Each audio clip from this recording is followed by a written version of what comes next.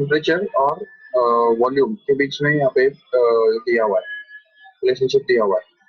इसको तो यहाँ पे दिया हुआ है कि the gas at 27 degree Celsius is compressed dynamically to 8/27 of its original volume. इसका मतलब ये हुआ कि गैस का इनिशियल टेम्परेचर कितना है, T1, that is going to be actually 27 degree Celsius, right है।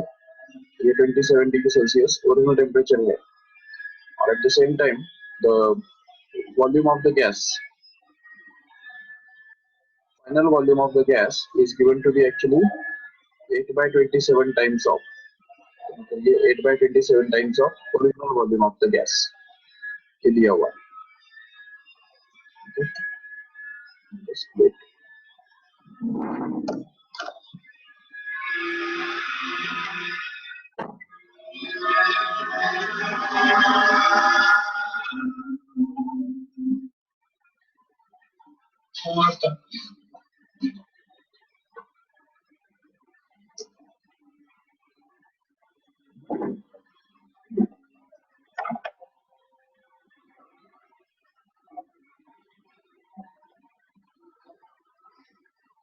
तो ये दिया हुआ है कि the final volume is 8/27 times of the original volume, okay. और ये भी दिया हुआ है कि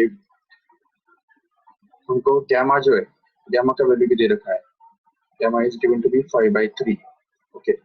So along with all these things we have to find out the new temperature और rise in temperature हमको निकालना है। तो ठीक है, तो अभी यहाँ पे 27 डिग्री सेल्सियस मतलब ही क्या, 27 डिग्री सेल्सियस मतलब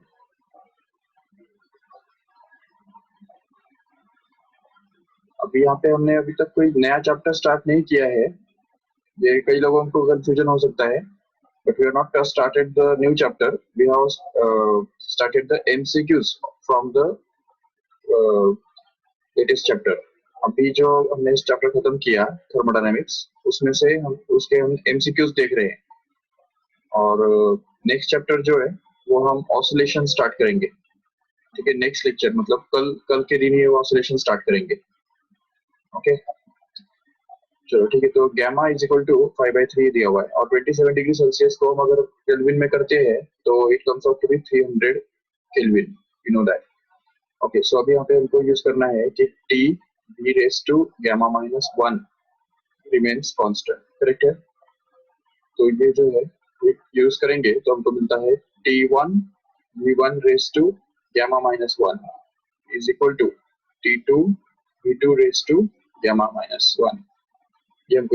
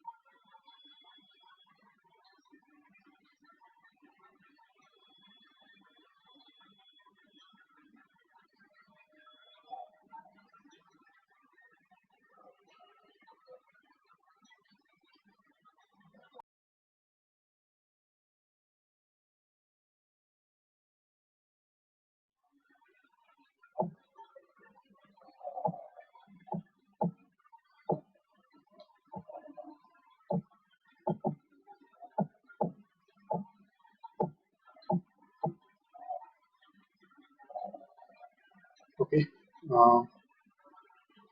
sorry for the interruption, net थोड़ा वीक चल रहा है, okay। So again we are on the screen here, we are discussing about the T1 v1 raised to gamma minus 1 is equal to T2 v2 raised to gamma minus 1। तो इसमें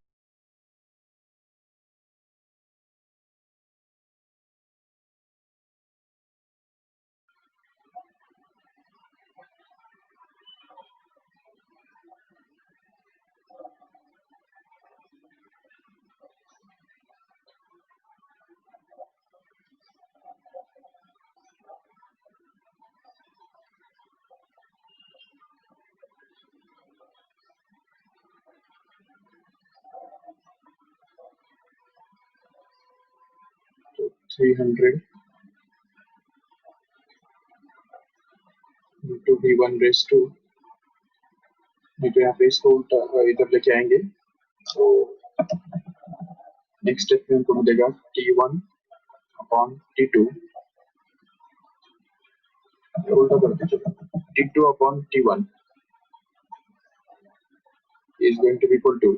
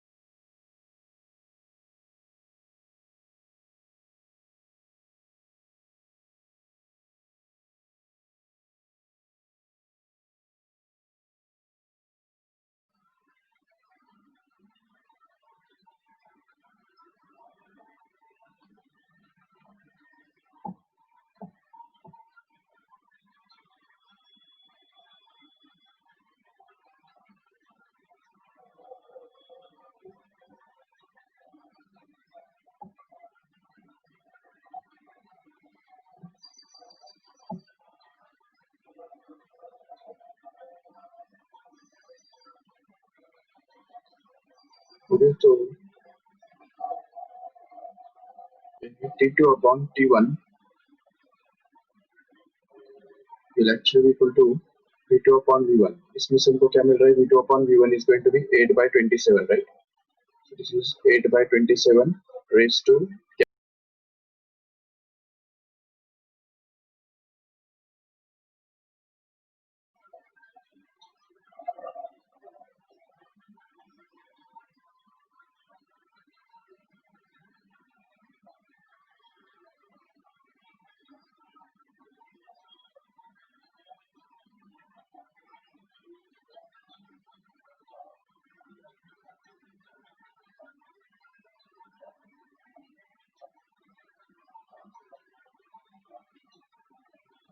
it is 5 by 3 minus 1. So that will be 8 by 27 whole raised to 5 by 3 minus 1 मतलब 2 by 3, which is going to be 8 raised to 2 by 3. तो इसका मतलब 8 का cube root और उसका square, तो 8 का क्यूब रूट होता है 2 और 27 का क्यूब रूट होता है 3 और उसका स्क्वायर अगर करेंगे तो हमको ये मिल जाता है 4 upon 9. So that is going to be the ratio of two temperatures. So that, but temperature T1 is already given, right? So T2 upon T1, T1 is given to be 300, which must be equal to 4 by 9. So that we get this T2 is equal to 49 times of 300, which is going to be,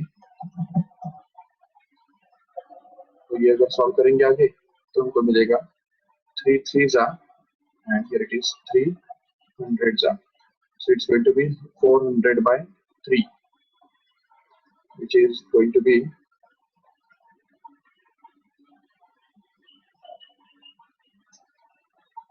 400 by 3 मतलब कितना हो गया वो 133 degree Celsius, नहीं 133 kelvin.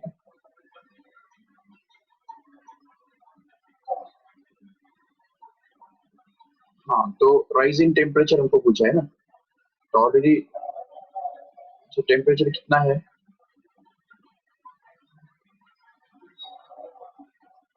compressed adiabatically to 8 by 27 of its original value. मतलब V2 is going to be equal to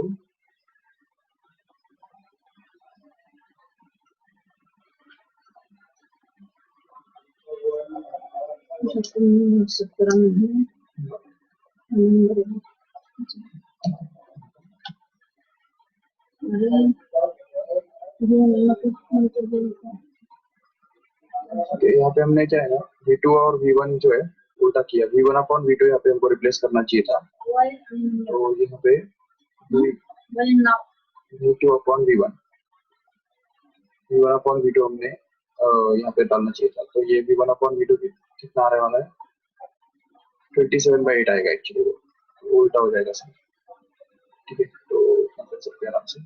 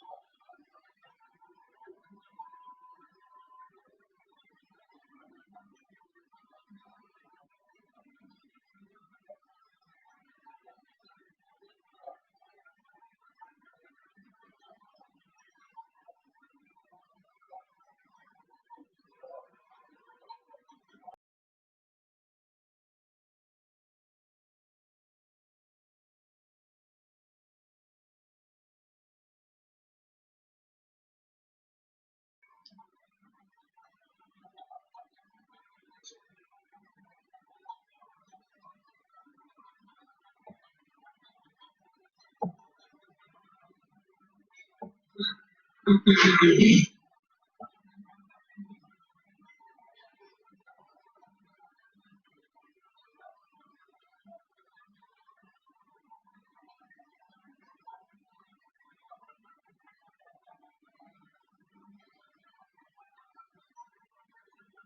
so this is going to be the family 3/2 का whole square आ जाएगा 9/4, जबकि हमारे पास है कि T2/T1, तो T2/T1 मतलब 300, which is going to be equal to 9/4, तो इससे ऊपर मिलेगा T2 is equal to 9/4 times of 300, that means T2 must be equal to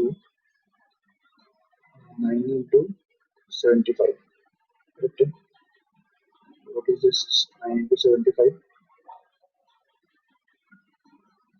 45, 9 sevens are 63, 63 fours are 67, so it's almost going to be 675. Okay, 675 Kelvin ना, तो अभी rise in temperature फिर कितना होगा, तो rise will be 675 minus original temperature which was 300, तो ये बन गया 375, 375, ये हमारा आंसर आएगा। B will be the correct option. समझा ठीक से?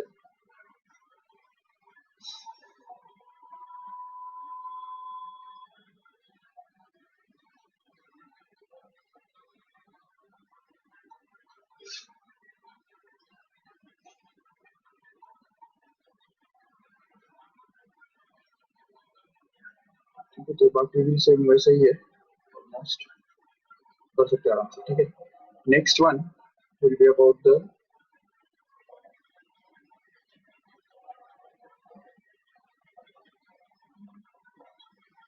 Second law of thermodynamics, right? तो जो हमने कल देखा था, तो उसके ऊपर बेस्ट कुछ क्वेश्चन हम देखेंगे करके बराबर। जैसे देखो ये फर्स्ट वाला क्वेश्चन देखो एक बार, question number 1, a Carnot engine working between 300 and 600 Kelvin has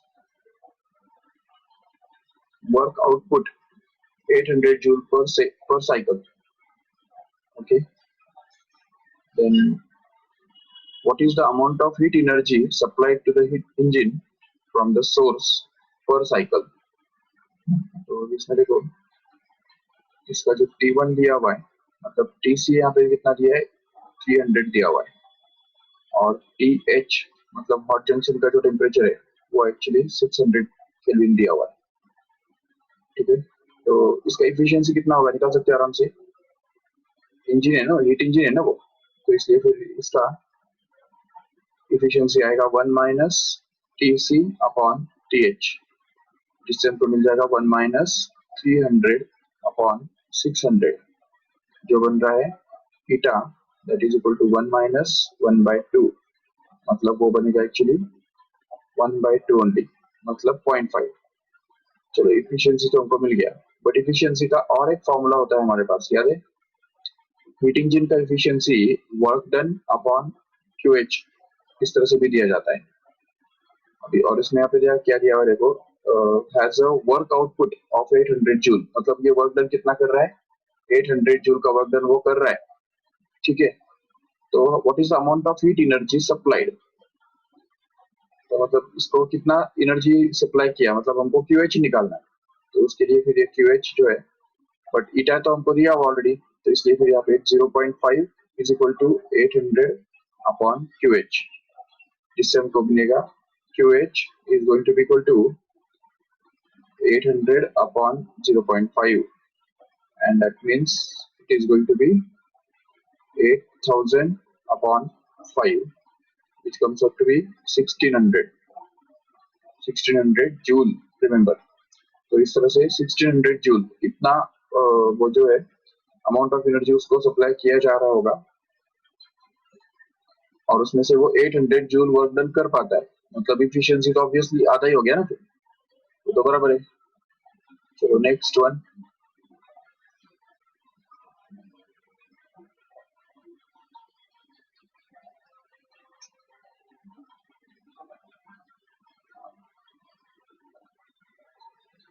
ninth वाला देखो, question number 9, an ideal heat engine exhausting heat at 77 degrees Celsius is to have a 30% efficiency, then it must take heat at, तो मतलब हमको T1 TH निकालना है, हमको पता है इफिशियंसी इक्वल टू क्या होता है 1 minus TC upon TH, right.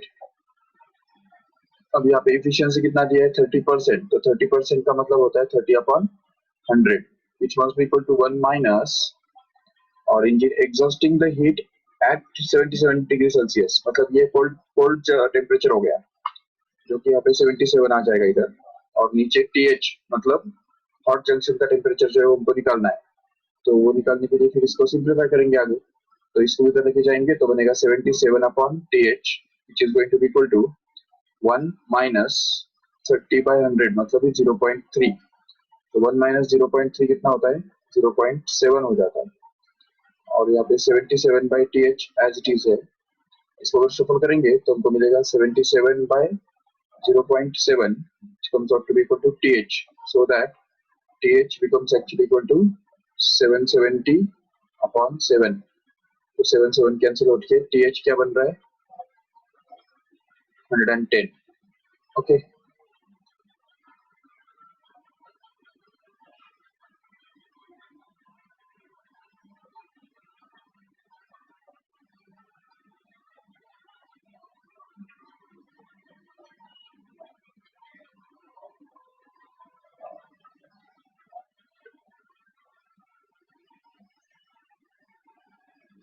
Seventy percent efficiency, 30% efficiency होने के लिए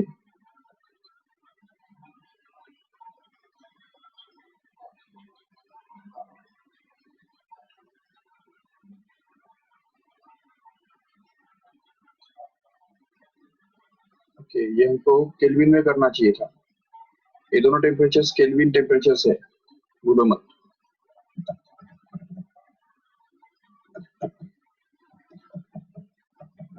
So we have to replace this.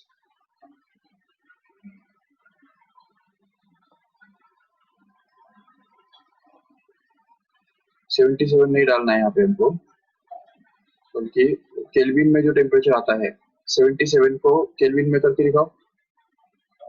273 plus 77 कितना बनता है?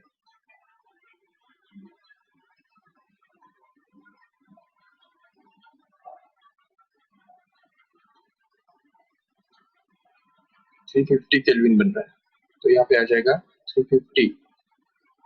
तो इसको सफल करेंगे तो वापस हमको मिलेगा 350 upon TH, which is going to be equal to 1 minus 0.3, जो बन रहा है 350 upon TH is going to be equal to 0.7, मतलब ये TH बनेगा 350 upon 0.7, that means it is going to be 3500 divided by 7, मतलब ये 7 1 जा 7 5 जा 00, तो ये मतलब 500 केल्विन बन गया। और अभी 500 केल्विन मतलब सेल्सियस में कितना, तो 500 में से माइनस करो 273, जो बनेगा 227। Okay, 227, B is going to be the correct option.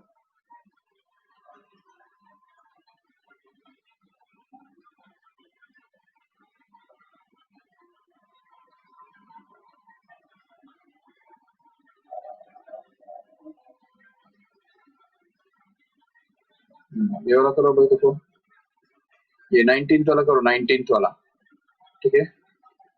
Question number 19, Carnot engine has the same efficiency between 800 Kelvin to 500 Kelvin and X Kelvin to 600 Kelvin। तो मतलब एक Carnot इंजन है, इसका एफिशिएंसी सेम है जब वो ये दो टेम्परेचर्स पे काम करता है या ये दोनों टेम्परेचर्स पे काम करता है। तो ऐसे केस में X कितना होना चाहिए, तो देखो ईटा का फॉर्मूला क्या है हमारे पास एफिशिएंसी का, 1 माइनस TC अपॉन TH, बराबर। तो अभी फर्स्ट वाले कार्नोट इंजन पे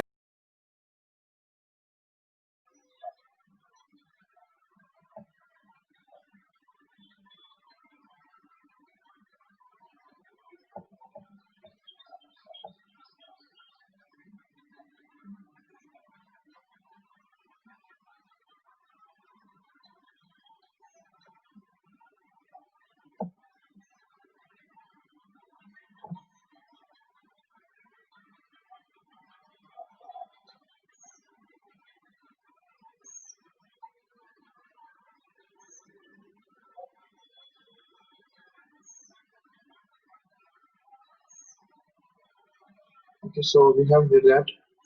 the first जो efficiency है वो हमको मिल जाएगा eta 1 which is going to be equal to 1 minus उसका TC कितना है 500। जो छोटा होता है वो कोल्ड का टेम्परेचर होता है और जो बड़ा होता है वो हॉट TH होता है, तो 800 यहाँ पे आ जाएगा नीचे। तो इनका जो रेशियो है उसको सॉल्व करके हमको मिलेगा eta 1 that is equal to 1 minus 5/8 which is going to be 3/8। Okay, and eta 2 जो है, eta 2 कितना दिया है 1 माइनस, सेम फॉर्मूला लेकिन यहाँ पे भी x एंड 600 केल्विन दिया हुआ है। तो इसका मतलब x must be the temperature of hot and 600 must be the temperature of cold, क्योंकि उसी ऑर्डर में उन्होंने इधर भी दिया है। देखो तो यहाँ पे 800 बड़ा टेम्परेचर था और 500 छोटा था, तो इसलिए यहाँ पे भी x बड़ा होना चाहिए और 600 छोटा होना चाहिए। तो इसलिए यहाँ पे x नीचे आएगा और 600 जो है वो ऊपर आ जाएगा। इसको सॉल्व करेंगे तो अब ये x पता ना होने की वजह से इसको सॉल्व तो नहीं कर सकेंगे, बट जरूर इक्वेट कर सकेंगे दोनों तरफ। तो eta 1 is equal to eta 2 अगर करेंगे तो हमको मिलेगा eta 1 is 3/8 which is equal to eta 2 which is 1 minus 600 by x। इसको अगर सॉल्व करेंगे आगे तो हमको मिलेगा 600 by x is going to be equal to 1 minus 3/8, जिससे हमको मिलेगा 600 upon 8 sorry, x is going to be equal to 5 by 8, and then we can be able to find out this x. So 600 into 8 upon 5, which is going to be x, so that x becomes equal to 5 ones are 5, 12 are 120 था, तो 120 into 8 कितना होता है? 12 8 96, तो 960 ये kelvin में आएगा, ठीक है? 960 Kelvin. This B is going to be the correct option here.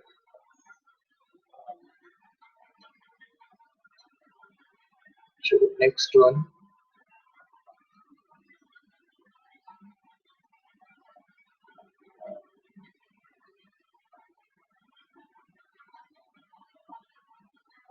ये 25 वाला कर सकते हो? Try to this 25th one. Question number 25. A Carnot engine takes the heat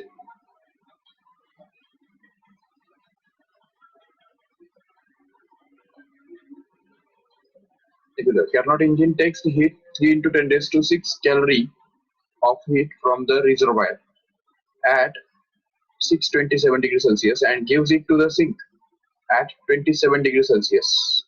Okay, तो TH और TC दिया हुआ है, वर्क डन हमको निकालना है. सीधी बात है, देखो यहाँ पे दिया है कि टेक्स द हीट ऑफ, मतलब ये QH दिया हुआ है, राइट? तो QH is going to be equal to 3 into 10 raised to 6 calorie. Okay, and at the same time efficiency फिर कितना होगा उसका निकाल सकते हैं आराम से, 1 minus TC by TH, बराबर. जिससे हमको ये मिलता है 1 minus TC कितना है 27 डिग्री सेल्सियस, मतलब ये 300 केल्विन, और 627 डिग्री सेल्सियस मतलब 900 केल्विन, जिसको यूज करके हमको मिलता है एफिशिएंसी इक्वल टू 1 minus 1/3, मतलब ये बन गया 2/3. करेक्ट है, एफिशिएंसी मिल गया. बट एफिशिएंसी के लिए और एक फॉर्मूला हमारे पास है, W/QH, राइट? जबकि यहाँ पे एफिशिएंसी के बदले अगर डाल देंगे 2/3 और W जो है वो हमको निकालना है, और QH दिया हुआ है 3 into 10 raised to 6, तो ये 3 into 10 raised to 6 यहाँ पे डाल देंगे, तो ये 3 कैंसिल हो जाएगा, और जो W है वो W हमको मिलेगा 2 into 10 raised to 6. That's all. नहीं, calorie. This will also be in calorie only because it's already in calorie. But if we want it in joule, then we have to convert it. तो यहाँ पे आएगा W is equal to 2 into 10 raised to 6 calorie, but 1 calorie happens to be 4.2 joule. So इसलिए वो joule में करने के लिए 4.2 से मल्टीप्लाई करना पड़ेगा, जो बनेगा 8.4 into 10 raised to 6 joule, which is there in this option number B.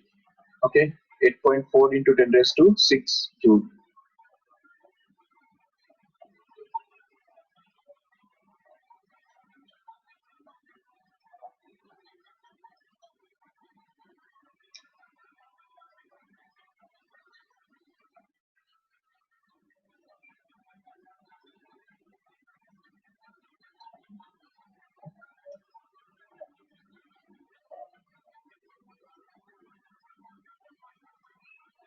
ये 29 वाला करो, देखो ठीक से.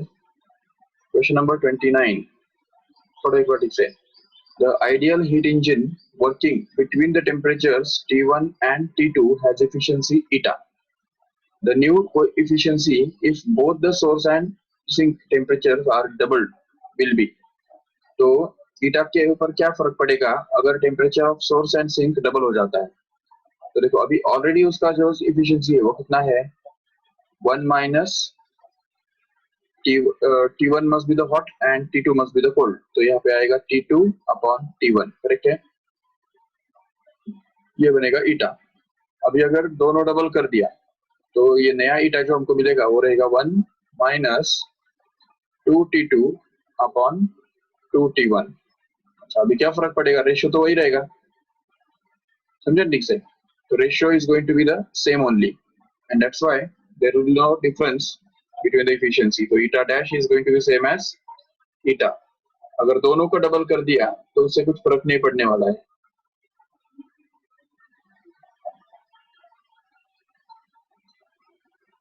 अरे अथर्व कौन है?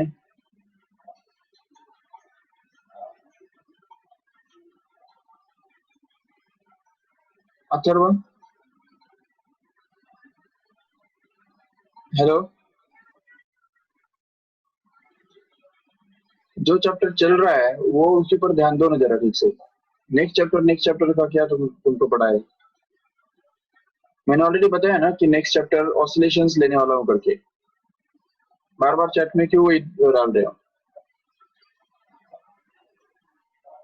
ये अथर्व, समझा क्या?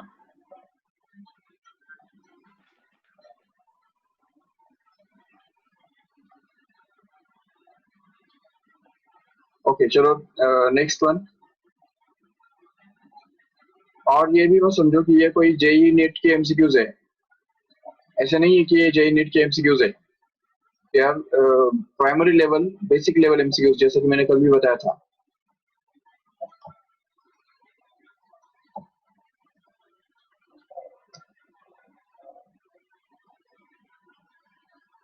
अच्छा ये करो अभी 30 क्वेश्चन, 30 नंबर का। An ideal refrigerator has a freezer at a temperature minus 13 degrees Celsius. The coefficient of performance of engine is 5. The temperature of air to which the heat is rejected will be. तो मतलब हमको अब यहाँ पे उल्टा करना है, coefficient of performance निकालना है। What is the formula for coefficient of performance, याद है? एक्चुअली वैसे फॉर्मूला जो है वो तो क्यू सी अपॉन डब्ल्यू होता है, बट जैसा कि हम जानते हैं यहाँ पे हमको क्यू सी अपॉन डब्ल्यू के बदले क्या रखना पड़ेगा? Q H minus Q C रखना पड़ेगा, जिसको हम लिख सकेंगे नेक्स्ट स्टेप में alpha is equal to T C upon T H minus T C. Okay, और अब यहाँ पे दिया हुआ है कि कोएफिशिएंट ऑफ परफॉर्मेंस इसका 5 है, तो अल्फा के बदले आ गया 5। और यहाँ पे जो टेम्परेचर है रेफ्रिजरेटर का, फ्रीजर का टेम्परेचर माइनस 13 डिग्री सेल्सियस दिया हुआ है। So can you convert this minus 13 into Kelvin? We can get it in Kelvin, तो उसको टीसी बोलना पड़ेगा हमको, जो कि यहाँ पे टू माइनस 13 प्लस 273, how much it is?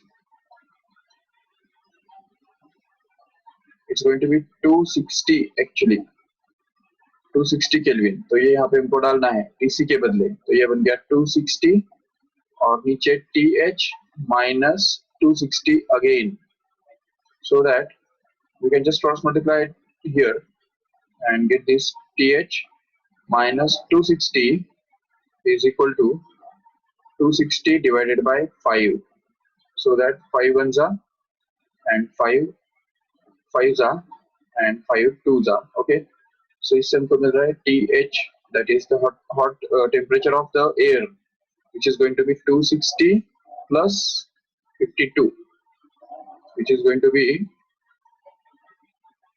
312. Check, 312 Kelvin. But this temperature can also be converted into Celsius. जैसे उसके लिए 312 में से 273 सब्ट्रैक्ट करो, तो इसमें से आ जाएगा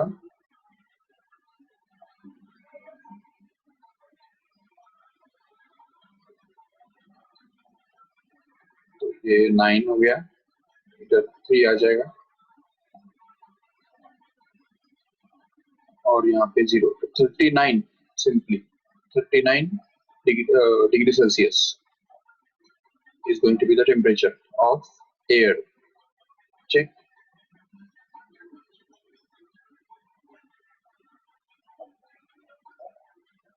Yes, 39 degrees Celsius is the temperature of air.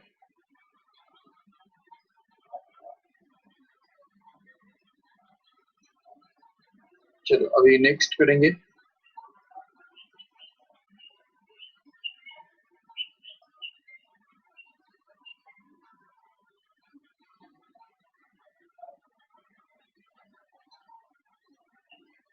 ये आएगा क्या? 35 वाला चेक करो। Question number 35. The temperature of an hypothetical gas increases to √2 times when compressed adiabatically to half the volume. then its equation can be written as, अच्छा देखो temperature और volume इन दोनों के बीच में क्या रिलेशनशिप होता है, उनको पता है एडियाबेटिक प्रोसेस के अंदर T into V raised to gamma minus 1 remains constant, right? जबकि यहाँ पे दिया हुआ है कि temperature of a gas increases to √2 times, इसका मतलब T2 becomes equal to √2 times of T1 when volume is when the gas is compressed adiabatically to half the volume, इसका मतलब है कि V2 is going to be half of V1, correct है। और यहाँ पे हमको एक इक्वेशन भी है कि T1 V1 raised to gamma minus 1 is going to be equal to T2 V2 raised to gamma minus 1। ये फॉर्मूला यूज करके हमको इसमें से gamma निकाल के दिखाना है, तो इससे हमको ये मिल जाएगा, देखो T1 upon T2 is going to be equal to, यहाँ पे आ जाएगा V2 upon V1 का whole raise to gamma minus 1, इससे बनता है T1 upon T2 का वैल्यू क्या होगा, यहाँ पे 1/√2 होगा, राइट, ये 1/√2 which is going to be equal to V2 upon V1 का वैल्यू कितना होगा 1/2, करेक्ट है, ये 1/2 and the whole raised to gamma minus 1 as it is, so that if we take the reciprocal on both sides then we get this as √2 is going to be equal to 2 raised to gamma minus 1, but √2 मतलब क्या होता है 2 raised to half होता है, बराबर। इसको अगर हम इक्वेट करेंगे 2 raised to gamma minus 1 के साथ, तो इससे हमको ये मिल जाएगा कि 1/2 must be equal to gamma minus 1। तो अगर इसको ये जो पावर है ना यहाँ पे 1/2 और ये gamma minus 1, इन दोनों को अगर इक्वेट करेंगे तो हमको ये मिलेगा half equal to gamma minus 1, and if we transfer this one in this side then we get this 1 plus half is equal to gamma, जिससे हमको मिलता है gamma is equal to 3/2, correct है। Once you get gamma, we can recall that in case of an ideal gas, in case of an adiabatic process, P into V raised to gamma remains constant, correct है। And hence we can conclude if we put the value of gamma as 3/2 here, then we can get that this P V raised to 3/2 must remain constant। तो ये जो equation है ये हमको इसमें से मिल रहा है, क्योंकि gamma का वैल्यू 3/2 हमको मिल गया इसमें से, तो वो gamma का वैल्यू अगर यहाँ पे रख दो तो हमको ये इक्वेशन मिलेगा which is going to be the final equation।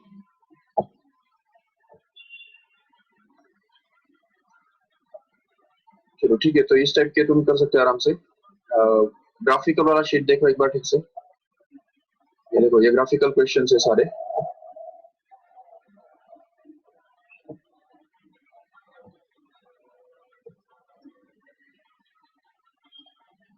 ठीक है, सेकंड वाला पढ़ो एक बार।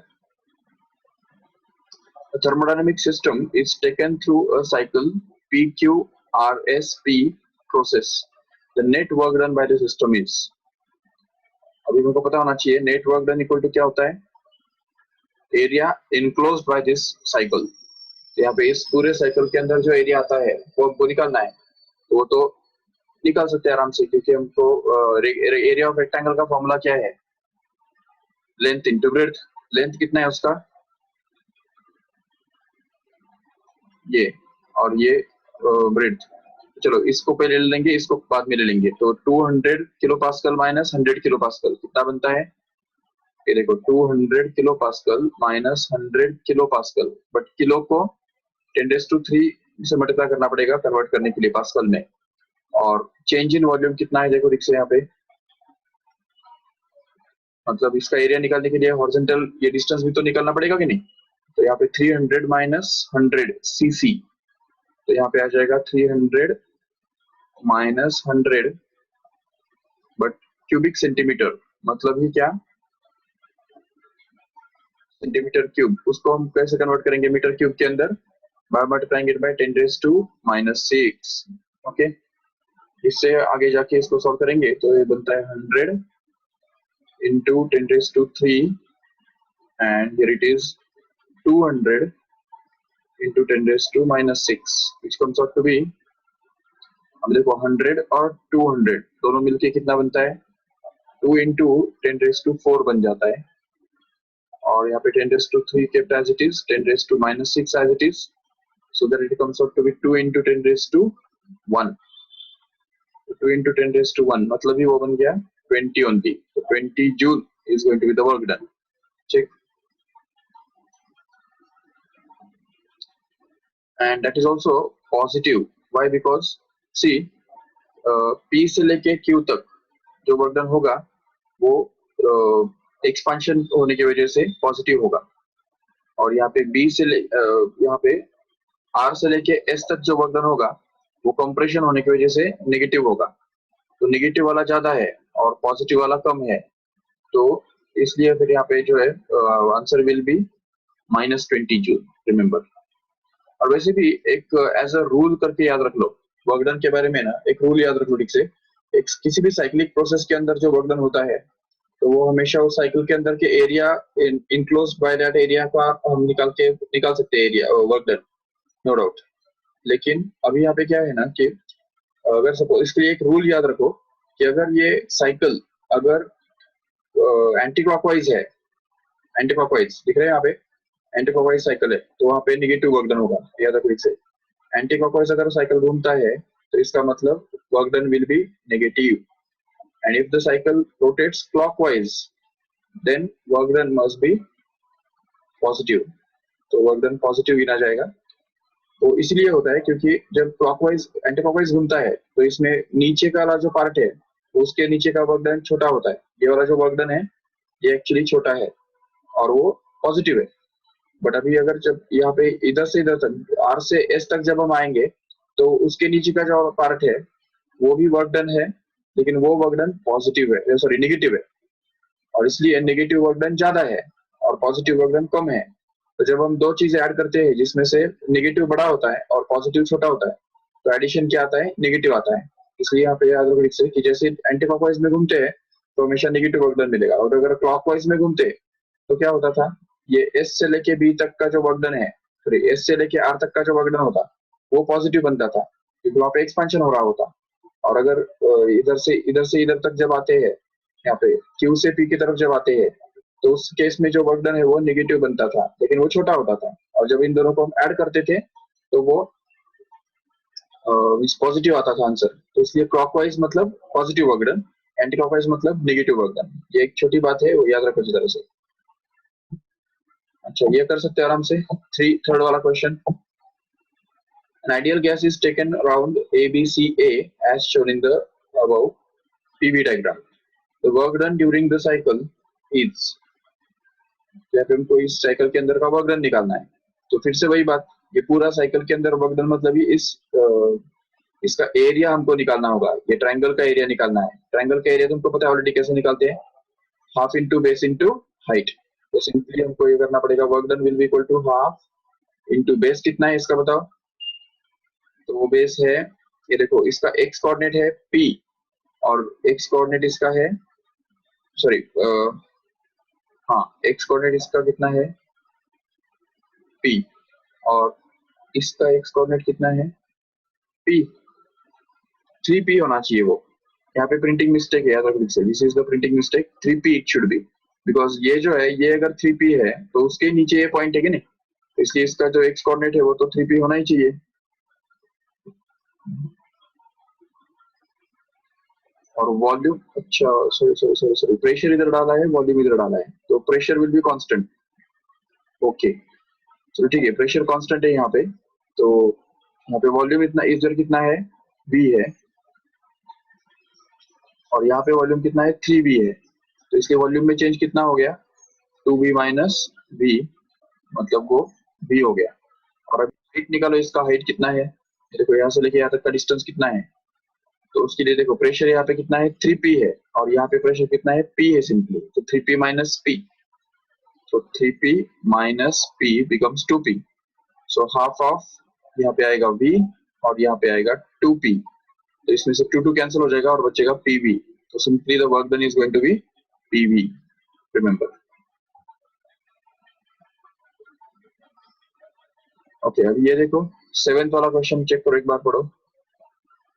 Question number 7. The thermodynamics process is given in the figure. The process pressures and volumes corresponding to some points in the figure are PA, PB, VA, VD चारों दिया हुआ है। Okay, मतलब ये A, B का वॉल्यूम दिया हुआ है और प्रेशर भी दिया हुआ है। ठीक है, तो अभी in the process AB, the 600 joules of heat is added to the system, and in the process BC, 200 joules of heat is added to the system. The change in internal energy of the system in the process AC would be, देखो ठीक से AC में हमको change in internal energy निकालना है। तो अभी ये हम जानते हैं ऑलरेडी कि ये जो है चेंज इन इंटरनल एनर्जी जो होता है ना, वो स्टेट फंक्शन होता है। तो स्टेट फंक्शन होने के कारण वो सिर्फ इनिशियल पॉइंट और फाइनल पॉइंट पे ही डिपेंड करता है, पाथ पे डिपेंड नहीं करता है। That means we can find out the change in internal energy of any path as we want, and that will be the change in internal energy of that process from A to C. Any process joining from A to C will have same amount of change in internal energy. तो अब यहाँ पे लेकिन easy कौन सा है, A B और B C के बारे में उन्होंने देख के रखा है ना, ए बी और बी सी। तो देखो ए बी यहाँ पे है और बी सी मतलब यहाँ से यहाँ तक है। तो ये दो प्रोसेस के अंदर का हम change in internal energy separate separate निकालेंगे और दोनों को ऐड करेंगे तो हमको इस प्रोसेस के अंदर का चेंज इन इंटरनल एनर्जी मिल जाएगा आराम से। तो चलो ए बी के बारे में अगर बात करते हैं ना, देखो if you talk about this A B, what happens in A B is, तो ए बी में वॉल्यूम तो कांस्टेंट है बराबर, तो वॉल्यूम इज कांस्टेंट।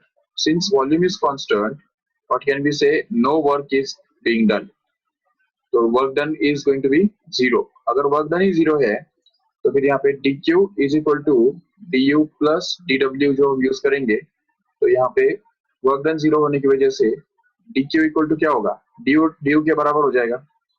और उन्होंने क्लियर कट देके रखा है कि ए बी प्रोसेस के अंदर 600 जूल हीट ऐड किया जा रहा है, तो इसका मतलब ए बी प्रोसेस में dq is given order to be 600 joule, right? So we can say that in that case du must also be equal to 600 joule only। तो ये हो गया ए बी के बारे में। और अगर BC के बारे में बात करो तो BC में देखो क्या हो रहा है, pressure is constant, right? Pressure constant है यहाँ पे, और प्रेशर कांस्टेंट होने की वजह से वर्क डन होगा, कितना वर्क डन होगा देखो ठीक से, तो work done is going to be equal to P into dV, where P is going to be, PB दिया है क्या उन्होंने, B का प्रेशर देखो यहाँ पे दिया हुआ है 8 into 10⁴ किलो पास्कल, राइट है, ये PB दिया हुआ है। तो इसलिए यहाँ पे फिर जो प्रेशर है तो वहां पे आ जाएगा 8 into 10⁴, ओके। और वॉल्यूम में चेंज कितना होगा देखो ठीक से, वॉल्यूम में चेंज कितना होगा, यहाँ पे बी का जो वॉल्यूम है यहाँ पे तो वो हमको दिया हुआ है यहाँ पे, ये देखो नहीं, ए का वॉल्यूम और बी का वॉल्यूम तो सेम ही होगा ना, तो इसलिए यहाँ पे हमको बी का ए का वॉल्यूम यूज करना है, और डी का वॉल्यूम भी तो दिया हुआ है जो कि यहाँ पे दिया हुआ है, तो इसलिए वो हमको यूज करना है as a volume at C.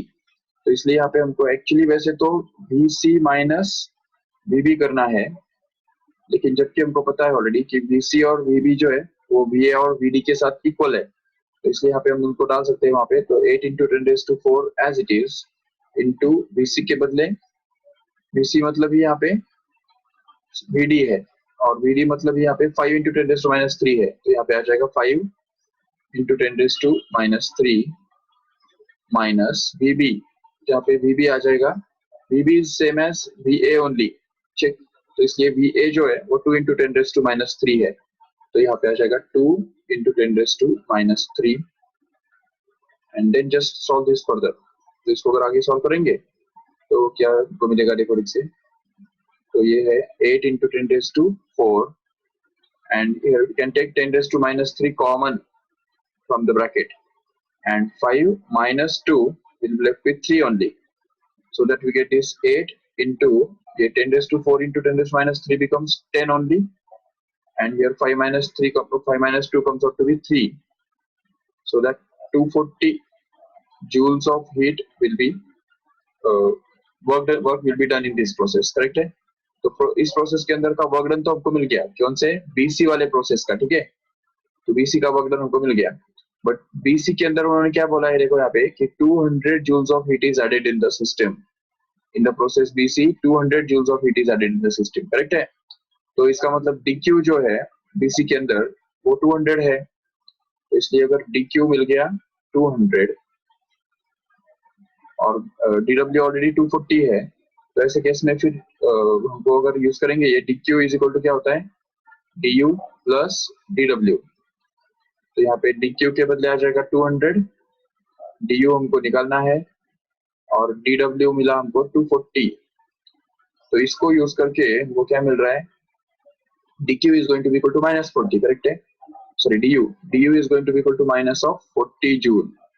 So once we get this du ना, बट ये याद रखो ठीक से, ये du bc के अंदर का du है, और जो पहले वाला प्रोसेस जो था ab प्रोसेस, इसके अंदर का du हमने ये निकाला था ऑलरेडी यहाँ पे देखो। तो ये जो है वो ab के अंदर का du है, और अभी हमको ये देखना है कि it's a state function, internal energy is a state function. तो ac के अंदर का जो du है, change in internal energy in AC will actually be equal to the change in internal energy in AB plus change in internal energy in BC। तो ये हमको use करना है, जिससे हमको ये मिलता है कि change in internal energy in AB is 600 joule, right. तो वो 600 हमने जो निकाला वहां पे ऊपर वो, और माइनस प्लस यहाँ पे BC के अंदर का जो इंटरनल एनर्जी चेंज है वो है -40 जूल। इसको हम यहाँ पे डाल देंगे तो इसमें से हमको मिलेगा 600 minus 40, which comes out to be 560 joule. That's all. तो ये जो है the final is answer is 560 joule. That's all. अच्छा, इसमें अगर कुछ किसको डाउट पूछना है तो पूछो, क्योंकि ये बहुत लंबा सम हो गया, थोड़ा सा लेंथी भी है। तो हमको पहले एबी के अंदर का चेंज इन इंटरनल एनर्जी निकालना पड़ा, और उसके बाद हमने बीसी के अंदर का चेंज इन इंटरनल एनर्जी निकाल के दिखाया, और उसके बाद दोनों को ऐड करके हमको एसी के अंदर का चेंज इन इंटरनल एनर्जी मिल गया। Yes, any doubt?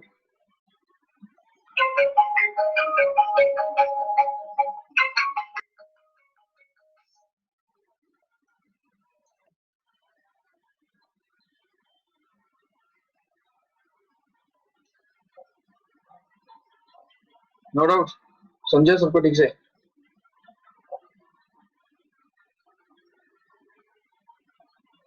चलो ठीक है, तो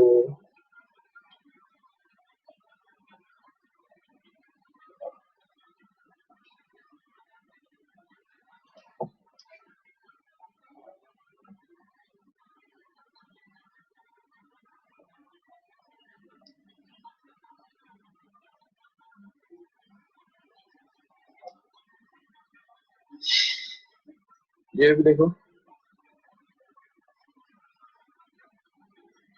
12th वाला, देखो एक बार 12th वाला question. An ideal gas is taken through a cycle A, B, C to A, as shown in the figure. If the net heat supplied to the gas in the cycle is 5 joule, then the work done by the gas in the process CA is। अच्छा, CA process में हमको work done निकालना है। देखो इधर ठीक से, C से लेके A तक कितना वर्क डन उसने किया वो हमको चाहिए।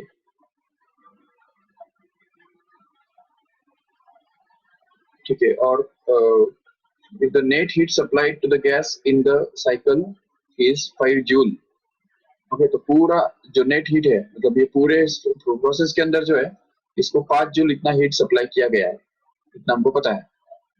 ठीक है, अभी सबसे पहली बात देखो यहाँ पे कि ये जो पहला प्रोसेस है ए बी वाला, तो इस प्रोसेस के अंदर प्रेशर कांस्टेंट है, करेक्ट है। देखो उधर pressure is going to be constant because now pressure here is plotted on the x axis, दिख रहा है, volume is plotted on y axis, so pressure is going to be constant and that is 10 actually, and volume changes from 1 meter cube to 2 meter cube, correct है। तो देखो ठीक से 1 meter cube से 2 meter cube तक volume change हो गया। तो ऐसे प्रोसेस में ए बी प्रोसेस में वर्क डन कितना हो गया बताओ, तो वो बनेगा pressure that is 10 into change in volume that is 2 minus 1, मतलब ही 10 जूल वर्क डन हो गया फर्स्ट प्रोसेस के अंदर। ठीक है, और अब यहाँ पे चेंज इन इंटरनल एनर्जी कितना होगा,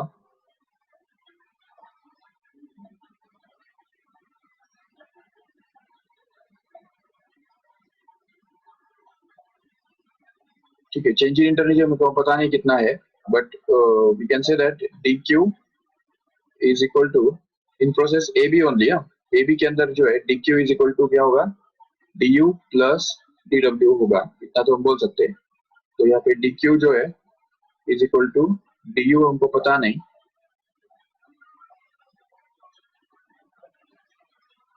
कांस्टेंट प्रेशर है, ठीक है, प्लस 10 जूल। ओके, अभी हम बीसी के बारे में बात करेंगे। What happens in BC? तो बीसी के अंदर क्या है ना, वॉल्यूम इज कांस्टेंट, राइट। तो वॉल्यूम कांस्टेंट होने के कारण यहाँ पे कोई हीट तो वॉल्यूम कांस्टेंट होने के कारण वर्क डन तो जीरो होने वाला है, work done is going to be zero in this process. But चलो, वर्क डन तो जीरो हो गया, but whatever amount of heat is absorbed will be same as the heat absorbed. तो internal energy change, तो D Q is equal to D U plus D W, ये अगर use करेंगे तो हमको यहाँ पे डी डब्ल्यू जीरो होने के कारण D Q is equal to D U मिल जाएगा। ठीक है, D Q is equal to D U मिल गया। ओके, अभी इसको हम डी क्यू डैश और डी यू डैश बोलेंगे, क्योंकि वो बीसी के अंदर का है। ठीक है, और ये डी क्यू और डी यू जो है वो एसी के अंदर, एबी के अंदर का है। तो अभी हमको निकालना क्या है, the work done by the gas in process C A. अब देखो ठीक से, सी ए के अंदर क्या हो रहा है।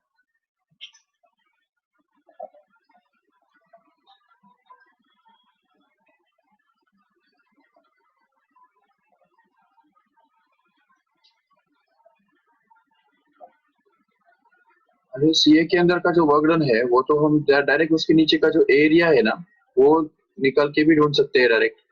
ये बाकी सब चीजें करने की जरूरत ही नहीं है।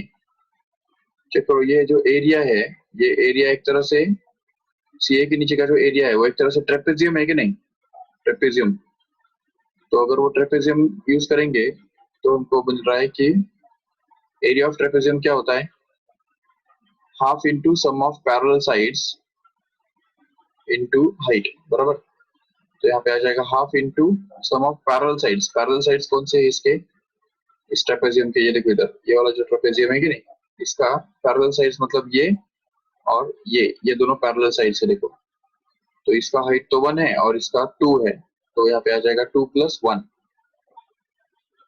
इंटू हाइट, मतलब ये डिस्टेंस, ये वाला, वो कितना है, 10। ये वो कहाँ से स्टार्ट हो रहा है वो नहीं पता है ना हमको यहाँ पे, इसीलिए तो प्रॉब्लम है। डायरेक्ट ट्रेपेजियम का एरिया ढूंढ के ही निकाल लेते थे। ठीक है, चलो ये मेथड कैंसिल करेंगे, क्योंकि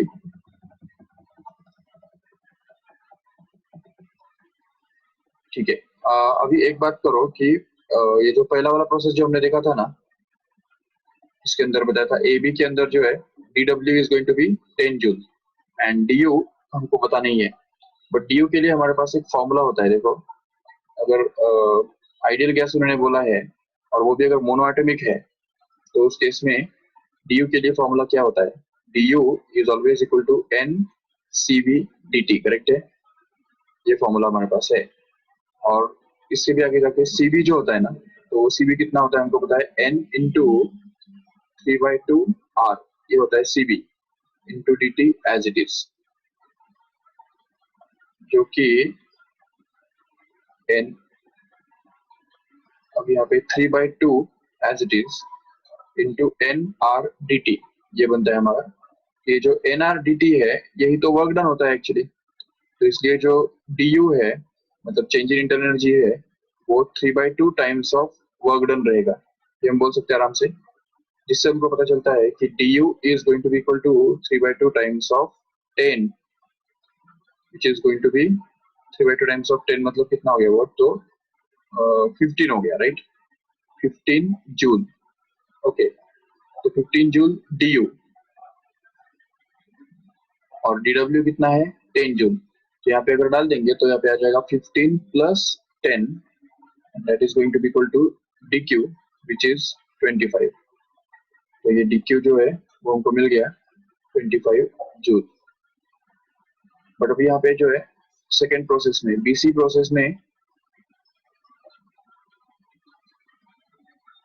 वॉल्यूम कांस्टेंट है और वॉल्यूम कांस्टेंट होने की वजह से यहाँ पे dq और du सेम ही बन जाता है, बट हमको दोनों भी पता नहीं है, dq भी पता नहीं है, बट इतना जरूर पता है कि ओवरऑल हीट जो दिया है गैस को वो 5 जूल दिया हुआ है ओवरऑल।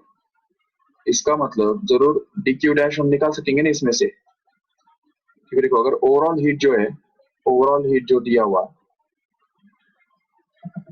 उसको हम क्या बोलेंगे, dq डबल डैश बोलेंगे चाहिए तो ओवरऑल जो दिया हुआ हीट है वो फर्स्ट प्रोसेस में AB में जो दिया हुआ हीट है dq प्लस सेकेंड प्रोसेस में मतलब dq डैश जो BC के अंदर जो दिया हुआ हीट है उस दोनों के सम के बराबर होगा। तो उन्होंने बोला है कि ओवरऑल हीट जो है वो 5 जूल्स दिया, तो इसलिए फिर यहाँ पे 5 आ जाएगा और इस तरफ dq जो हमने निकाल के रखा है ऑलरेडी जो कि 25 जूल्स है, तो ये 25 यहाँ पे आ जाएगा प्लस dq डैश जो है वो हमको निकालना है, तो हमको पता नहीं कितना है। तो ऐसे प्रोसेस में, ऐसे केस में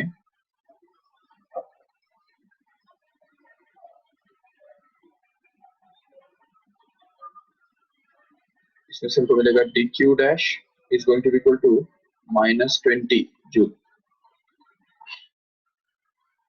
and because of that du dash is also, so du dash is also going to be -20 joule. So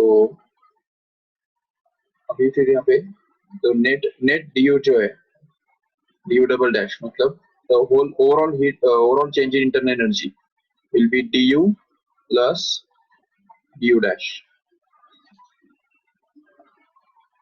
जिसमें यहाँ पे माइनस du कितना है 10 ना, तो वो 10 -20 which is going to be equal to -10 joule.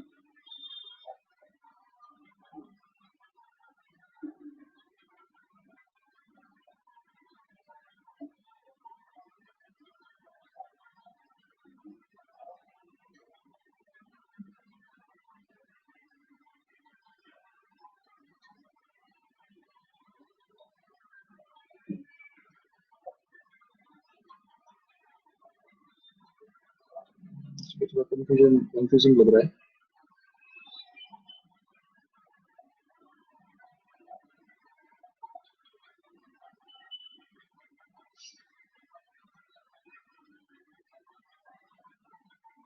एक बात तो क्लियर है कि फर्स्ट वाला जो प्रोसेस है उसके अंदर प्रेशर कांस्टेंट है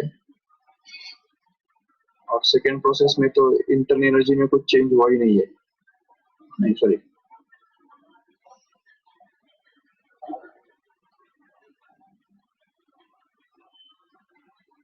ठीक है ये करेंगे नेक्स्ट टाइम।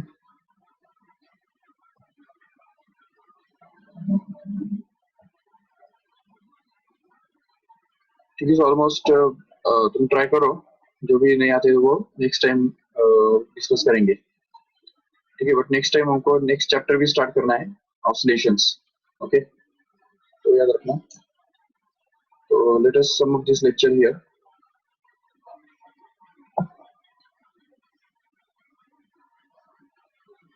ओके, किसको कुछ पूछना है और?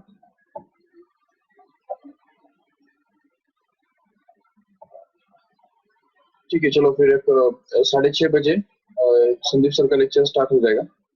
So thank you all of you.